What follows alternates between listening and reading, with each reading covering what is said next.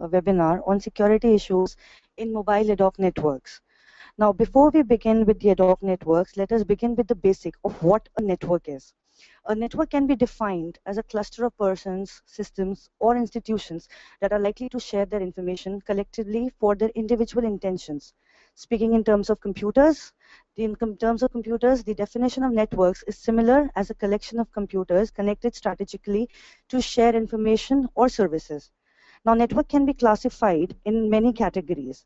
Based on the kind of medium that the network employs to transfer information, it can be either classified as wired or a wireless network. Now, let us have a look at what a wired or a wireless network would look like. In this slide, we see a wired network. Now, wired networks are in which the devices are connected physically. We can see in the diagram here, which shows an example of a wired network. All the nodes and the devices are connected here through a wire. The strength of these long-distance connections is increased with the aid of physical devices such as hubs and switches. The basic advantage of a wired network is that once the connection is established, then there are very little chances of the connection getting disconnected. Next, coming to wireless networks. Here in the example, we can see a wireless network. These networks make use of radio frequencies to send and receive information instead of making use of physical cables. Now, the advantage of wireless networks over wired networks is that they eliminate the need for laying out costly cables and their maintenance costs. Next, coming to wireless networks. Now, even wireless networks have various categories. Among such categories, we have one categorization that classifies wireless networks into infrastructure-based and infrastructure-less, depending upon the fact whether the network is using a pre-existing infrastructure or not. Let us first see what an infrastructure-based network would look like. Here in the diagram, we can see an example of an infrastructure-based network, that is our cellular network. We all are very familiar with our cellular networks because we use mobiles every day.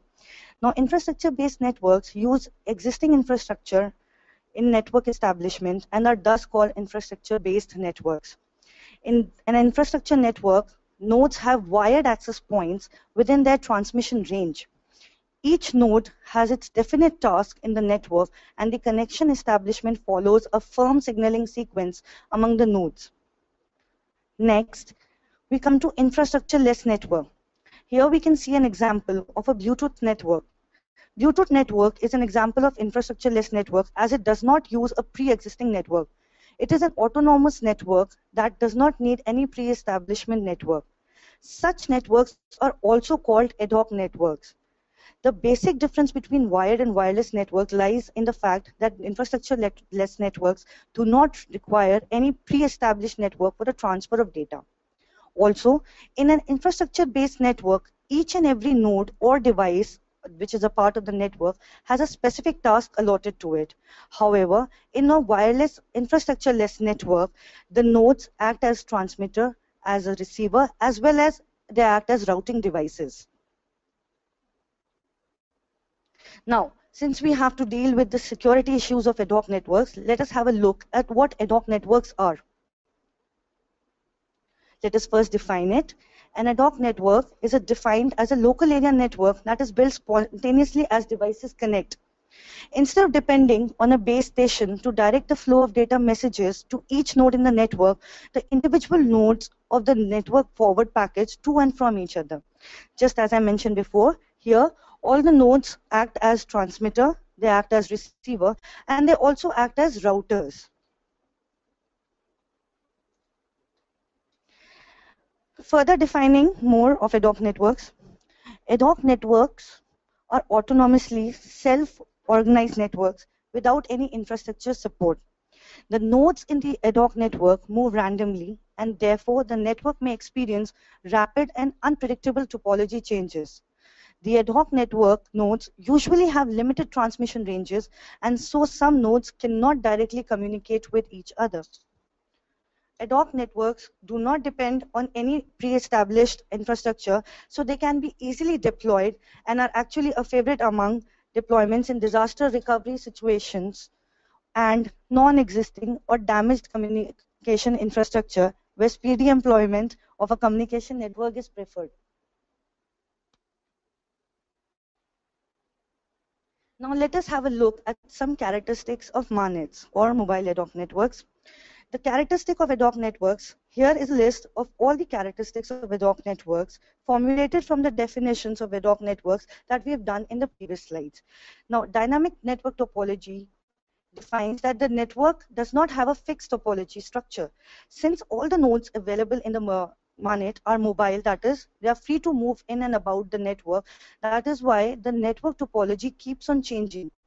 Same, autonomous and infrastructure-less networks. This characteristic we have already discussed in the previous slides in the definition of MANETs, that MANETs do not require any pre-established infrastructure for transfer of data and are thus autonomous, that is, they form on their own and do not require any pre-established structure. Mobility of nodes, discussed already in dynamic network topology, that the nodes are mobile and free to move in and out of the network. Resource constrained operations. Now, this is a characteristic of MANET that defines that the nodes have constrained resources. These resources can be bandwidth resources. These resources can also include computational resources, the computational power of the nodes of the part of the network. Also, battery constraint or energy constraint is a major issue with MANETs. Device heterogeneity. That is, the devices or the nodes act as transmitter, they act as receiver, and also that they act as routers. That is, the device do not have one specific task when they are a part of mobile ad-hoc networks. Limited physical security. Since the nodes come and be a part of a network and they can also move out of the network as per their will, that is why there is a very limited physical security. Since a MANET does not need any pre-established infrastructure, so it can be self-created and organized and self-administrated. Applications of MANETs. MANETs have innumerable amount of applications. We'll deal with each application at a time. We'll look at each and every example. First, tactical networks. Tactical networks are military networks or military operations. MANETs are very useful in military operations. Emergency services. It can be used for natural disaster recovery or policing services or firefighting services. Commercial and civilian. It can be used for money transfers, for anytime and anywhere electronic payments. It can be used for broadcast of road condition, traffic conditions, and also of weather conditions. Education purposes. Universities can make their own networks based on MANETs. Also, MANETs can be used to develop virtual classrooms. Entertainment. In the entertainment sector, it can be used for multi-user games and many such purposes. Advantages of MANETs. The basic advantage of MANET is that it can be easily deployed. Since it does not need any infrastructure support, thus it can be easily deployed. And this also increases its speed and reduces the cost. So all the advantages of MANETs lie in the fact that it is an infrastructure-less system and it does not need any pre-established infrastructure to be deployed. Now we'll look at each advantage separately. Ease of deployment. MANETs are very easily deployable as they do not need any infrastructure support or support of core administration. Speed of deployment. MANETs can be deployed quickly without much lapse of time. Cost of deployment. There is no incremental cost for deployment as required in fixed networks or infrastructure-based networks. Anywhere, anytime. MANETs can be deployed anywhere in certain possible situations where fixed deployment will not be easy, such as in military operations or in disaster-based operations. Now we'll come to our topic of the webinar, security issues in MANETs. The basic characteristics that we have just discussed of MANETs present a challenge for security solutions. Many existing security solutions for conventional networks are ineffective and inefficient for many envisaged MANET deployment environments. So, among many design issues of MANETs, one very critical and significant parameter is security. The specific features of MANETs that we've just discussed present a challenge for security solutions. Many existing security solutions for conventional networks are ineffective and inefficient.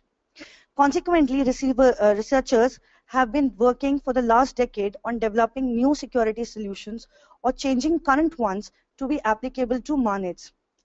If we are to develop more general solutions, we must first have a comprehensive understanding of network vulnerabilities and security risks against MANETS. Let us now look at the vulnerabilities of MANETS, the issues that make it very susceptible to security attacks. MANETS share the vulnerabilities of wired networks such as eavesdropping, denial of service, spoofing, and many such others. Let us look at the vulnerabilities that are listed here. First of all, wireless links.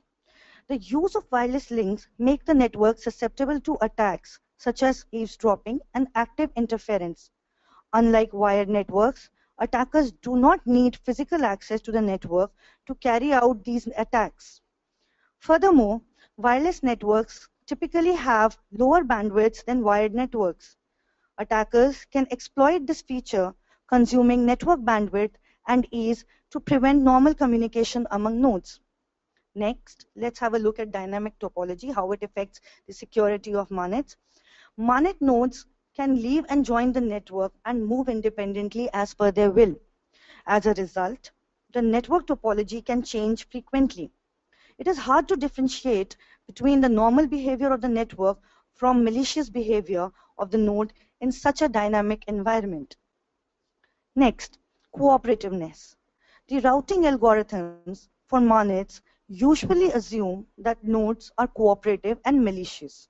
As a result, a malicious attacker can easily become an important routing agent and disrupt network operations by disobeying the protocol specifications. Lack of a clear line of defense.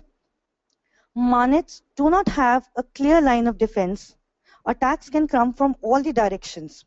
The boundary that separates the inside network from the outside world is not very clear on MANETs, and hence the nodes from the outside of the network can easily attack the network. Next, resource constraint or limited resources. Resource constraints such as bandwidth constraint, battery constraint, or computational ability of the node are a further vulnerability. There can be a variety of devices on MANETs, ranging from laptops to handheld devices such as PDAs and mobile phones. These will generally have a different computing and storage capacity that can be focus of new attack. Last but not the least, different requirements for different type of applications. Since MANET has a different applications, it has innumerable number of applications. Thus, the number of applications make it more vulnerable. It becomes difficult to design one such security protocol that can handle all the applications at the same time. Next, let us have a look at the security functions or the security goals. At the highest level, the security goals or security functions of MANETs are not that different from other networks. Most typically, they combine these factors that are listed on the slide: authentication, confidentiality, integrity, availability, and non-repudiation. Let us now have a look at all these factors individually. Authentication is the verification of claims about the identity of a source of information. Confidentiality means that only authorized people or systems can read or execute protected data or programs. Integrity means that the information is not modified or corrupted by unauthorized users or by the environment. Availability refers to the ability of the network to provide services as required. Denial of service attacks have become one of the most worrying problems for network managers. In applications such as military operations, a successful denial of service attack is extremely dangerous, and the engineering of such attacks is a modern, valid war goal. Lastly, non-repudiation. It ensures that committed actions or the proposed services cannot be defined by the network. Now let us classify the various kinds of attacks on MANETs. MANET has security issues, and these are the kind of attacks that can harm the node or the network ability. These are classified on 4 categories. The attacks can be classified by their source, internal or external kind of source, or by their type. It can be a passive attack or an active attack, or by the mechanism that it is being attacked, basic mechanisms and security mechanisms, or by the layer at which they attack, physical layer, data link layer, transport layer, or application layer. We'll have a look at each and every attack source individually. Attacks, internal or external. Before I start explaining all the attacks, I should make it clear that there are many kinds of attacks that hamper the functioning of a MANET. The attacks can be differentiated or classified not only just under one category, but an attack can be classified under various categories. Now let us have a look at internal or external source of the attack. An external or internal source of the attack has been classified on the base that the attacker node or the node that is malicious, whether it is a part of the network or not. An external source of attack is not a legitimate user of the network. Thus, it disrupts the network communication intentionally. Next, an internal attacker is an authorized node. These can disrupt the network communications intentionally, or there might be other reasons for its apparent misbehaviors. These reasons include loss of battery, loss of energy, or computational and bandwidth constraints. Next, let us look at passive attacks. In a passive attack, an unauthorized node monitors and aims to find out information about the network. The attackers do not otherwise need to communicate with the network. Hence, they do not disrupt communications or cause any direct damage to the network. However, they can be used to get information for future harmful attacks. The example of passive attacks are eavesdropping and traffic analysis. Eavesdropping attacks are also known as disclosure attacks. These are passive attacks by either external or internal nodes. The attacker can analyze broadcast messages to reveal some useful information about the network. Traffic analysis. It is not necessarily an entirely passive activity. Here, attackers may employ techniques such as RF direction finding, traffic rate analysis, and time correlation monitoring. Traffic analysis in ad-hoc networks may reveal the existence of location of nodes, the communication network's topology, the roles played by the nodes, the current source and destination of communication systems, and the current location of specific individuals or functions. Next, let us have a look at active attacks. These attacks cause unauthorized state changes in the network, such as denial of service, modification of packets. These attacks are generally launched by users or nodes with authorization to operate within the network. Active attacks here have been classified into 4 groups: dropping, modification, fabrication, and timing attacks. Dropping attacks. Malicious or selfish nodes deliberately drop all packets that are not destined for them. While malicious nodes aim to disrupt the network connection, selfish nodes aim to preserve their resources. Dropping attacks can prevent end-to-end communications between nodes. If dropping nodes is at a critical point, it might also reduce the network performance by causing data packets to be retransmitted and new routes to the destination to be covered. An attacker can choose to drop only some packets to avoid being detected. This is called selective dropping attack. Modification attacks. Insiders attackers modify packets to disrupt the network. For example, in a sinkhole attack, the attacker tries to attract nearly all traffic from a particular area through a compromised node by making the compromised node attractive to other nodes. It is especially effective in routing protocols that use advertised information such as remaining energy and nearest node to the destination in the route discovery process. A sinkhole attack can be used as a basis for further attacks like dropping and selective forwarding attacks. Fabrication attacks. Here, the attacker forges network packets.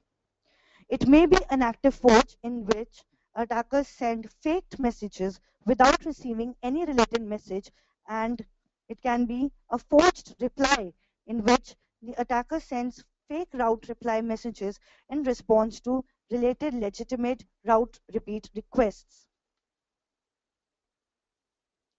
Timing attacks. An attacker attracts other nodes by causing itself to appear closer to those nodes than it really is. Denial of service attacks use these techniques and disrupt the communication in the network. Next, let us have a look at attacks by the mechanism. There are two kinds of mechanisms: basic mechanisms and security mechanisms. In basic mechanisms, the attacker either disrupts the routing procedure or it uses the resource consumption. Next, security mechanisms. In security mechanisms, the attacker directly attacks the encryption code and the key management of the network. Attacks at the layers. Now, in the network, there are various layers. The attacker node or the malicious node has different attacks at different layers. At the highest level, the security goals in the security goals are listed here. The characteristics of MANETS make them very susceptible to these attacks. The attacks here are listed at various levels. Most of them have been discussed in the previous slides. The SYN flood and Hello flood and black hole are new type of attacks that haven't been discussed in the previous slides. SYN flood and Hello flood are flooding kind of attacks where an attacking node or a malicious node floods the network by sending SYN request messages or hello packets. In this way, the nearest node feels that the attacker node is a neighbor node and starts transmitting the data to it. This causes disruption in routing. Black hole attack is a kind of denial of service attack. Here, the attacker node discards the data packets which it is supposed to relay forward.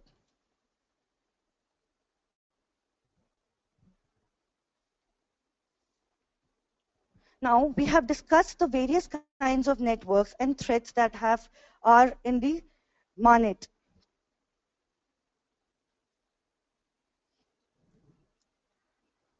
Given the flexibility of MANETs and the characteristics that we have discussed in the previous slides, MANETs are very attractive for military and disaster recovery applications. Moreover, mobile devices or the nodes are getting smaller, cheaper, more powerful, and more mobile every day. In the future, MANETs will likely be an integral part of our lives. There has been much research on this promising networking technology.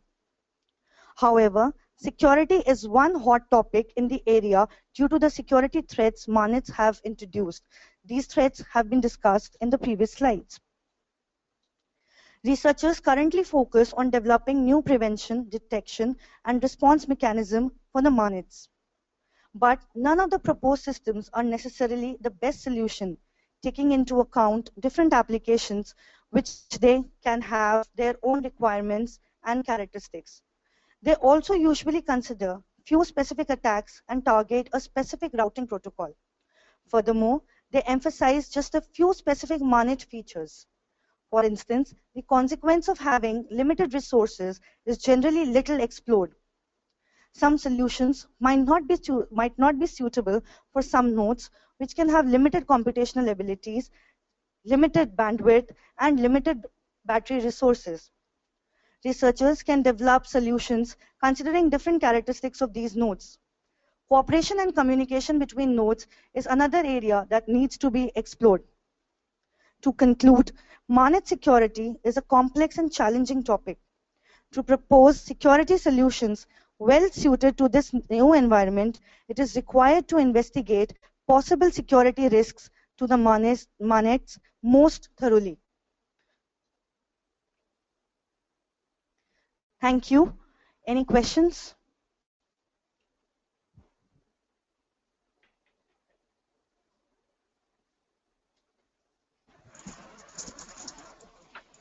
Thank you, ma'am. We'll give the audience 1 or 2 minutes to Yes, enter the questions. yes, sir.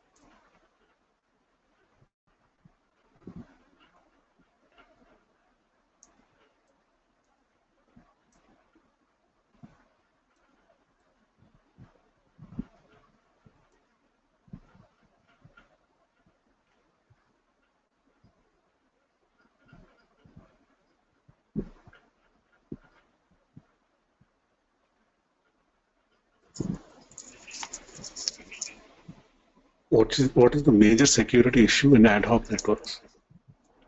Pardon, sir? What is the major security issue in ad hoc networks? So major security issues are that the details or the routing, majorly the nodes, they act as transmitter receiver as well as they're acting as routers. So the attacker nodes basically hamper these nodes so that the routing or the transmission of data can be disrupted. So this is the major security issue that we have to deal with, that the routing does not get hampered, that is the data transmission is continuous and undisrupted. So there have been various routing protocols that are being developed and have been developed in the past decade that deal with this issue, that the routing protocols itself provide a security parameter so that the malicious or the attacking node cannot act as neighbor nodes and disrupt the routing. Thank you. In the ad hoc networks you discussed, how do we transmit data? Okay, just as I mentioned, in an ad hoc network, a node acts as a transmitter, as a receiver, as well as it acts as a router. So these nodes itself, which are a part of the network, are used to forward data packets. And this is how from one node to the another node, taking the shortest part from from the transmitter to the receiver, and this is how it is transmitted. The nodes that are part of the network itself, they transmit data from one node to the other to the neighboring nodes, and that is how it is routed. Thank you. How can students understand or visualize MANET practically? MANET practically can be visualized through, if you're talking about students, then there is one technology that they very often use, that is Bluetooth, for transferring of data for any kind of media. Bluetooth that they use, the system that they use, it is a technology that does not require any sort of infrastructure. It whenever they want to transmit data from one mobile device to another device or any laptop to the other Bluetooth device, they just connect it and then they transmit data. So it is a temporary connection. As soon as the data transmission is over, they can disconnect the data, the connection between the nodes. So Bluetooth is one easy example that can that the students can relate to understanding MANETS. Thank you. Thank you. We will just give 1 or 2 more minutes for the audience. Okay, sir.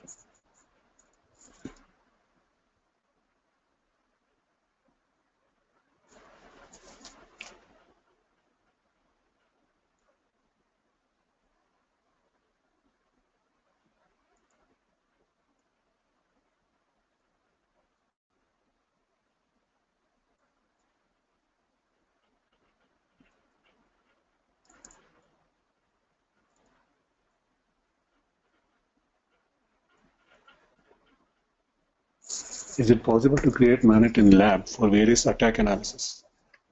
Sorry, sir, you couldn't be clear. Is it possible to create MANET in lab for various Yes, attack yes, yes. analysis? For various attack analysis. As of now, we are simulating these attacks using various simulators. However, it can be made possible in the research labs. Yes, it can be made possible. And even if we do not have hardware devices, it can be made possible using various simulators that we have. Thank you. So thank you very much for the webinar, ma'am. And Thank you, sir. in case I get any questions, I'll forward by email. Okay, thank you so much, sir. Thank you. Thank you.